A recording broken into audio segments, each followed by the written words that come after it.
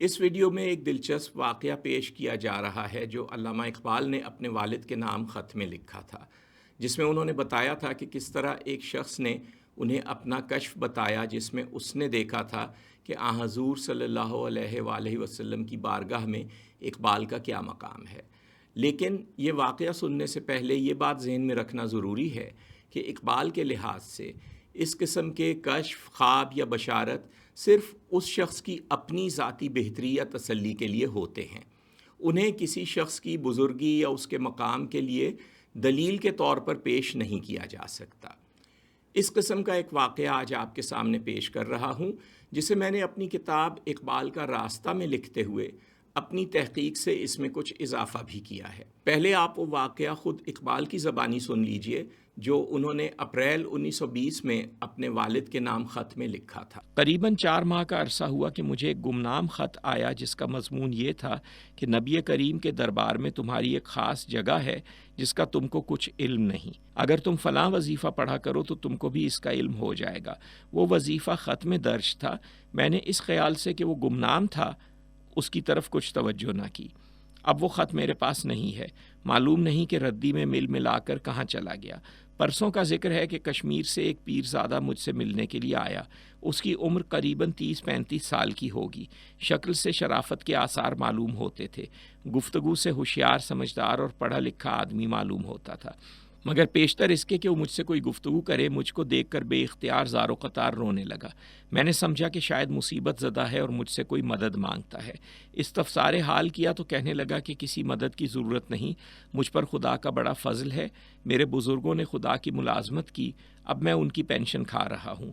رونے کی وجہ خوشی ہے نہ غم۔ مفصل کیفیت پوچھنے پر اس نے کہا کہ نوگام میں جو میرا گاؤں سری نگر کے قریب ہے، میں نے عالم کشف میں نبی کریم صلی اللہ علیہ وآلہ وسلم کا دربار دیکھا۔ صف نماز کے لیے کھڑی ہوئی تو حضور سرور کائنات صلی اللہ علیہ وآلہ وسلم نے پوچھا کہ محمد اقبال آیا ہے یا نہیں۔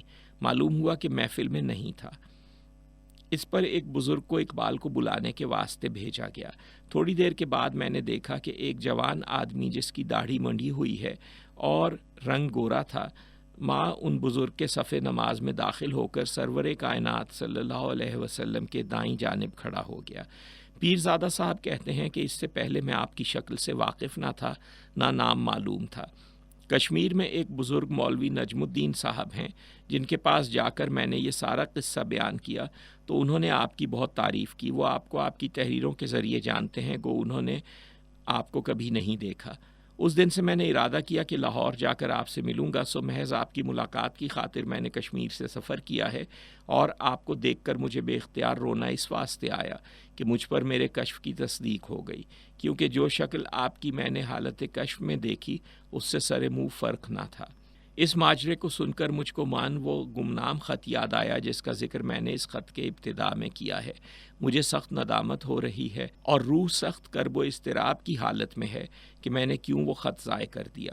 اب مجھ کو وہ وظیفہ یاد نہیں جو اس خط میں لکھا تھا۔ آپ مہربانی کر کے اس مشکل کا کوئی علاج بتائیں، کیونکہ پیرزادہ صاحب کہتے تھے کہ آپ کے متعلق میں نے جو کچھ دیکھا ہے وہ آپ کے والدین کی دعاؤں کا نتیجہ ہے۔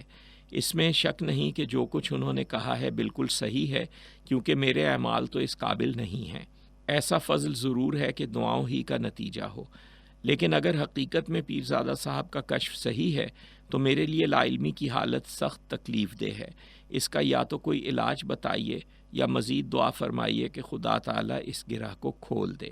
اقبال کے والد شیخ نور محمد نے اقبال کے اس خط کا جو جواب دیا وہ محفوظ نہیں ہے، لیکن اپنی تحقیق کی روشنی میں یہ کہنا چاہتا ہوں کہ اس کے کچھ برس بعد اقبال نے اپنے فارسی شاہکار جاوید نامہ میں ایک ایسی بات لکھی ہے جسے اسی واقعے کی روشنی میں دیکھا جا سکتا ہے۔ جاوید نامہ میں اقبال نے دکھایا ہے کہ جنت میں سلطان ٹیپو اقبال سے گفتگو کر رہے ہیں۔ اس گفتگو میں سلطان ٹیپو ان سے کہتے ہیں، میں مولائے کل صلی اللہ علیہ وآلہ وسلم کی بارگاہ میں تھا جن کے بغیر راستے طے نہیں کیے جا سکتے۔ اگرچہ وہاں کسی کو گفتگو کرنے کی جرت نہیں ہوتی اور روح کو آپ صلی اللہ علیہ وآلہ وسلم کا دیدار کرنے کے سوا اور کوئی کام نہیں ہوتا۔ مجھے تمہارے اشعار کی حرارت نے جلا ڈالا تھا، اس لیے میری زبان پر تمہارے کچھ افکار جاری ہوئے۔ آپ صلی اللہ علیہ وآلہ وسلم نے مجھ سے فرمایا، یہ کس کے اشعار ہیں جو تم نے پڑھے ہیں؟ ان میں زندگی کا ولولہ پایا جاتا ہے۔ بظاہر یہ ایک شاعرانہ بات ہے اور شاعری میں ہمیشہ اس قسم کے اسلوب کی گنجائش سمجھی گئی ہے، لیکن اقبال کی شاعری کے عام مزاج کو سامنے رکھیں تو کسی بنیاد کے بغیر حضور صلی اللہ علیہ وآلہ وسلم سے اس قسم کی بات منسوب کرنا ان کے شاعرانہ مزاج کے خلاف دکھائی دیتا ہے، خاص طور پر اس لیے کہ جاوید نامہ میں سلطان ٹیپو جو گفتگو کر رہے ہیں وہ اس حوالے کے بغیر بھی مکمل تھی۔ اس لیے ہم یہ سوچ سکتے ہیں کہ شیخ نور محمد کی رہنمائی یا کسی اور ذریعے کی بدولت اقبال وہ بات جاننے میں کامیاب ہو گئے تھے جس کا ذکر انہوں نے شیخ نور محمد کے نام اپنے خط میں کیا ہے۔